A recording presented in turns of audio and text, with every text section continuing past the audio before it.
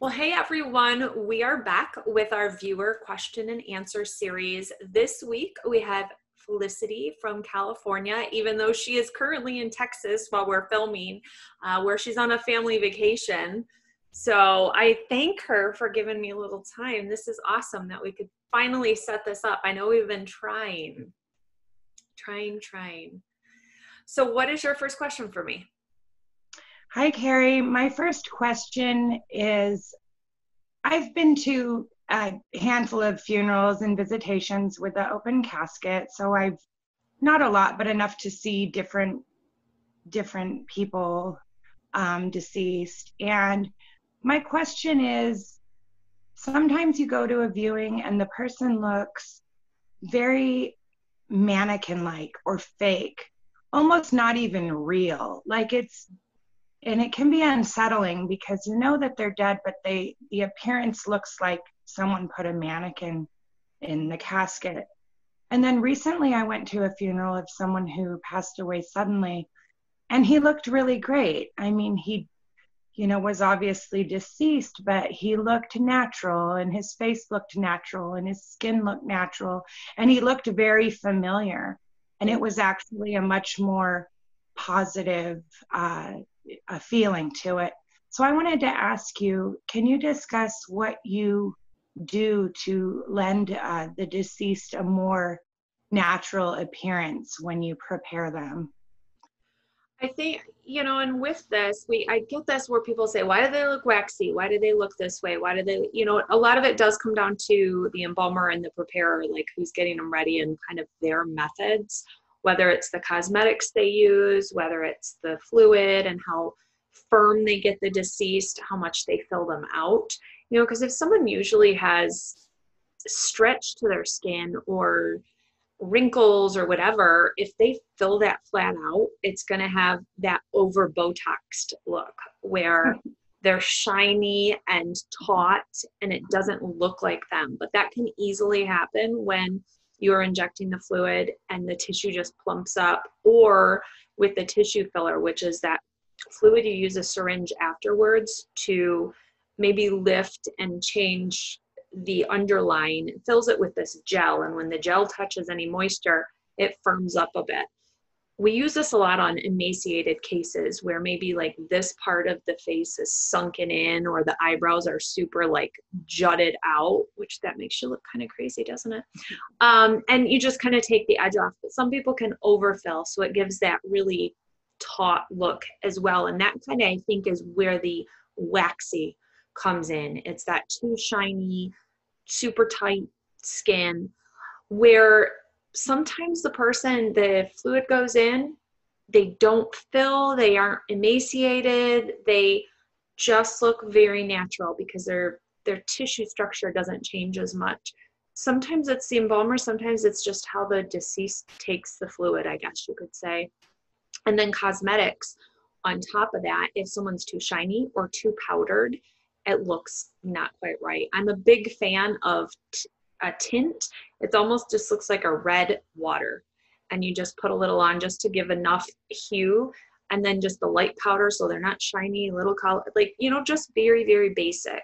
But it all depends on who's the preparer. Sometimes people just do the same makeup on everybody, and and you may go to one funeral home and everybody, you may see 10 bodies and they all might look a little different, but there might be multiple embalmers or just the situations. So even with best attempt or effort to want somebody to look natural as they can be, they may still need, some cosmetics, and they may still need this, that, or the other. And men don't look natural usually with lip gloss or like color on them and such. So there's so many variables, but I totally know what you mean. There's some people that just look like they could sit up and talk to you because they look so perfect, like they would in life. And then there's others and you're just like, ooh, even as an embalmer, like, oh, this is not the best they could look, but there's not much else you can do sometimes too. Thank you. What's your number two? Number two question is, how do you go about preparing somebody for viewing who has drowned or had an accident in the water, and maybe they've been in the water for several days, I don't know, 5 days, 7 days, something like that. What are your challenges in that kind of a situation? Well, like a waterlogged type of situation is going to be one of them, is just this very dense up with water tissue. And then also decomposition and animal eating. There's turtles. They're kind of one of the worst that get in there and they just eat tissue. If any animal that might be in the water, depending on what type of body of water you're in. So a lot of uphill battle, depending how long the person's been in the water, that they may just not be viewable, embalmable, anything, because of their condition. And it doesn't take long. It may only be 1 or 2 days. If you're in a warm body of water down in the Caribbean or something, it's going to be different than going in one of our Great Lakes up here that are much colder, because the decomposition will be slowed with that cooler water. So it just depends what you have to work with. Drawing out fluid is always a high level of concentration of fluid, of formaldehyde fluid or embalming fluid. So I would use a waterless solution to try and dry out tissue and get down to see what we're actually dealing with. And especially with the decomposition in there, you want to dry out the tissue and you want to get as much fluid in. So you're going to use really strong, low amounts of water in it, almost straight fluid. So being in the water for a long period of time is really detrimental. And especially, so if they're in a cold water too, as soon as you put them back out into room temperature, it may speed up. Same with anything. If somebody's frozen, as soon as you start thawing them, speeds up and they kind of catch up to where they usually would be in deteriorating along the way. So does that answer your question? Yes, it does. Thank you. Okay, you're welcome. Okay, question number 3. I heard recently that 80% of people that die in boating accidents would not have died if they had been wearing a life vest. Oh. And I found that very tragic, obviously, but I wanted to ask you, and I'm a mom, so I worry about everything. Yeah, agreed. Can you tell us, since you see firsthand, can you talk to us about the deaths that are preventable or that could have been prevented so that we know what is, more things to be fearful of? Yeah, exactly. More things to worry about. We don't need more things. We're moms. We worry about everything. Right. The preventable things. Can you talk about that a little bit? There are situations that I see that it's like, man, if it's helmets when you're riding bikes, bicycles or, motorcycles, seatbelts when you're in cars, children in the appropriate car seats or not sitting in the front seats when they're not supposed to because of airbags and things, those type of situations. Pretty simple if you just followed the safety procedures, smoking, like anything that is life-threatening but you choose to do or continue to do, texting and driving, all of those things are pretty logical, that if you didn't do them, then more than likely you're going to be okay. I think wearing the life jackets, we have, I would say, a good amount of drownings that we do see is somebody went to help somebody else. Mm-hmm. That somebody would, like maybe a kid fell in the water and they had a life jacket on and the parent goes to save them, or the grandparent or somebody, and then somebody else is killed because of somebody's choice, because of this accident or because of a choice or whatever. Those type of things where not a do-gooder, but a person trying to help, maybe accident ends up being the one that dies because of this situation or whatnot. I always look at those things where people go out on the ice fishing far before when they should. So then somebody has to come rescue them because they get caught out there. Or people are out, with flooding and stuff. They say, leave the area, don't do this, don't do that. And then somebody stays. Well, somebody has to come rescue them. And you know, those type of situations. And it's usually the rescuers or the people trying to help the person who made that choice. And it's not the person who made the choice that ends up losing their life. It's somebody else. That if that situation hadn't happened, you know, you could also put that into right now, COVID and stuff, but we're not going to go down that road. But there's situations that happen that there's no way you could ever prevent. You know, we've buried somebody and they went to go close a shed door in a rainstorm and they slipped on the wet grass and, you know, hit their head or broke. I can't remember if he hit his head, broke his neck. I can't remember exactly what happened with that, but it was a freak accident, not anything you could have ever done anything to prevent. It just was their time. You know, we've had motorcyclists that are riding along and a branch falls out of a tree at the exact moment to land on them.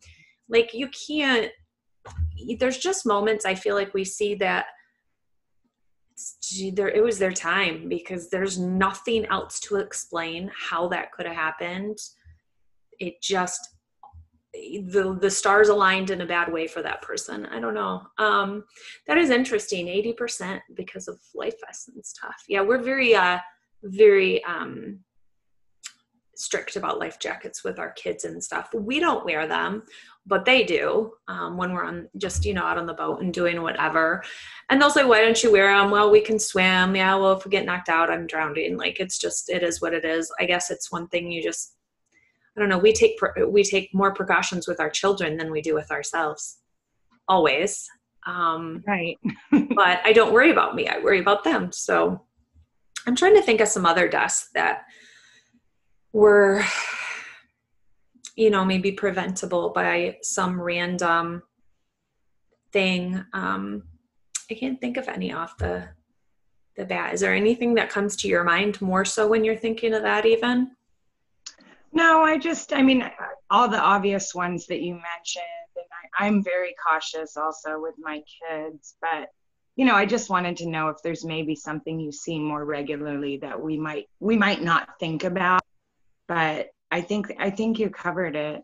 Thank you. And I know the freak accidents happen too. I mean, I've heard of things like that happening where it's like a split second and there's nothing anybody could have done differently. So yeah.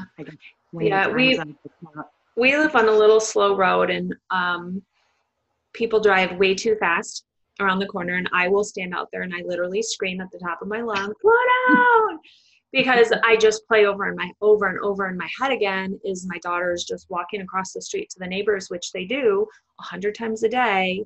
And that one time maybe they don't look and somebody comes, and, you know, so we've got them so trained, hopefully.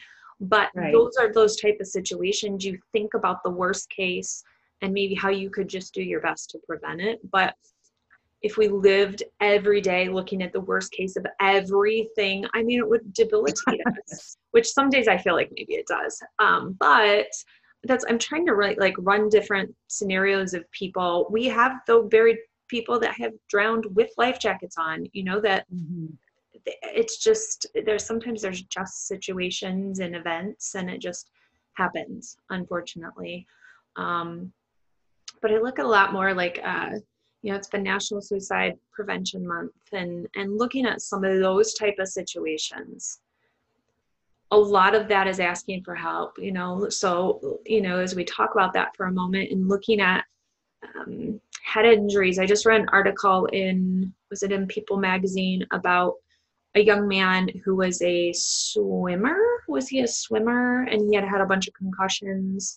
Or no, the swimmer had depression and anxiety issues his whole life. And there was another guy who, I think he was a football player and had a bunch of concussions and stuff. And it led to that disorder that we see a lot of football players and a lot of athletes having with concussions over time. And it causes this depression and this anxiety, and then you know, suicide and stuff. So I think knowing more about those things and those things being researched more helps everybody, that you can do more preventative with kids and look for things a little more. I was just messaging someone, like, teenage suicide is very trendy. We see in communities that not just one, but two or three. Like, so if there's a young death, even if it's car accident or natural causes or whatever, that you may see a one or two suicides that follow because it's very trendy. You see attention given to one person, and then you think, well, maybe I want attention, and you don't think about the logistics of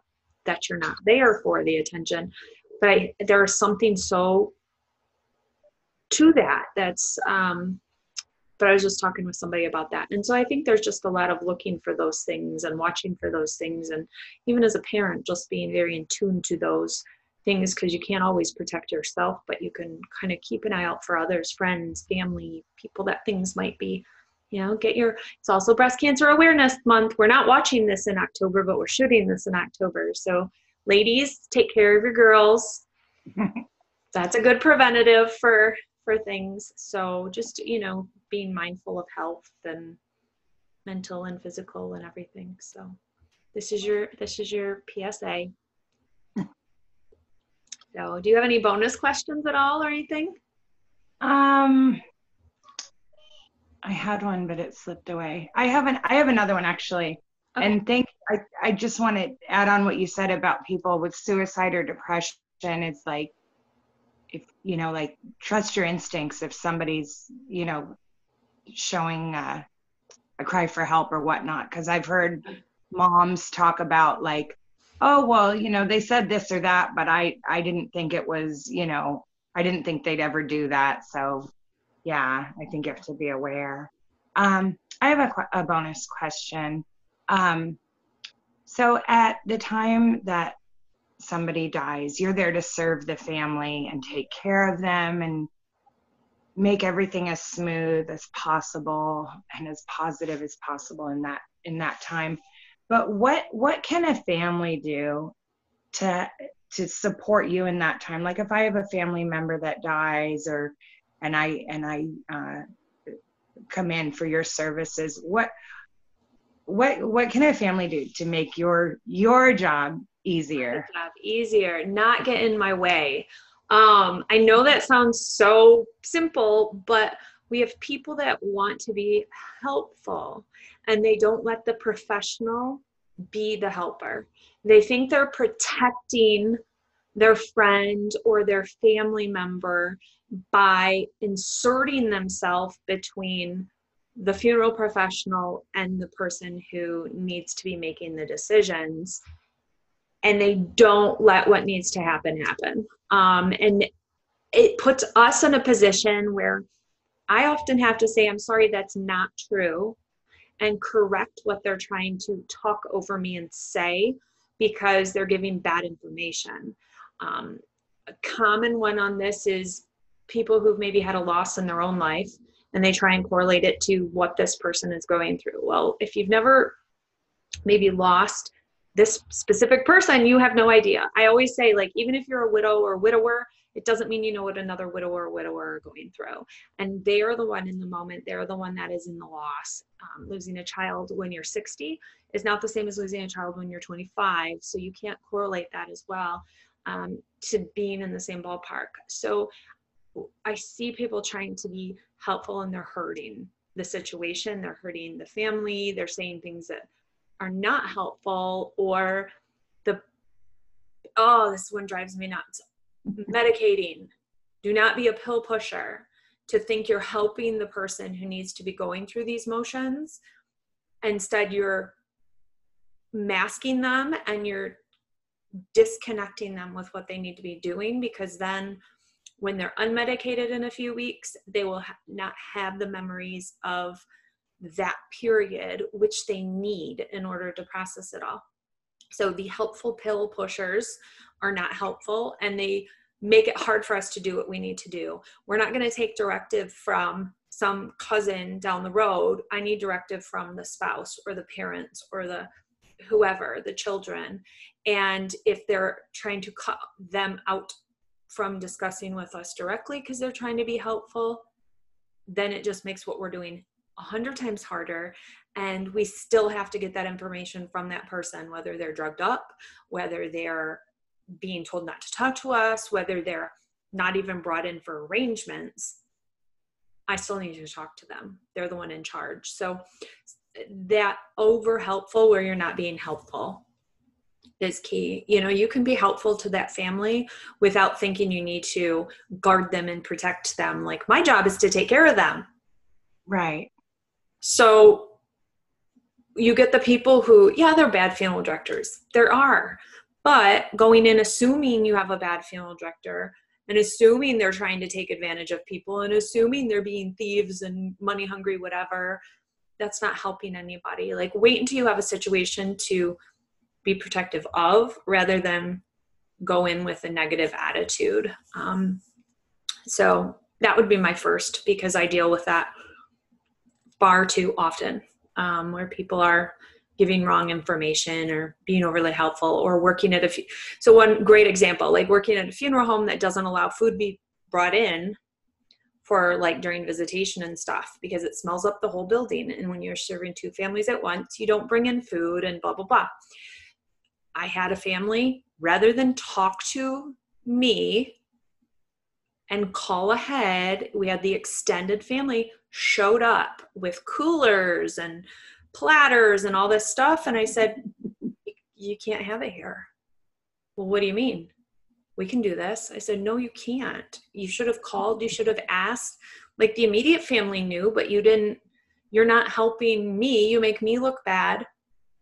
You now have all this stuff you have to figure out where to take it to because you didn't call and talk to me and let me be the one directing the process. So trying, some of that is, it just causes a mess and it makes me look bad, or it makes whoever look bad. And, you know, we're all trying to be on the same team, trying to have one general good end goal, and not letting us be that person is really hard, really, really hard. So that's a good question, because I didn't know I would answer with all that, but that, yeah. Well, thank you so much, Kari. Thank you. I appreciate it. Thanks for taking your time out of your vacation to talk to me. That's amazing. Oh, it's fine. After we kind of missed each other last time around, I was like, I don't want to be replaced with another Californian. I was so excited. I love it. So thank you so much for your patience, and of course, I appreciate you so much. Thanks. Well, thank you everybody for joining us, and check us out next Sunday for another question series with our viewers. Bye.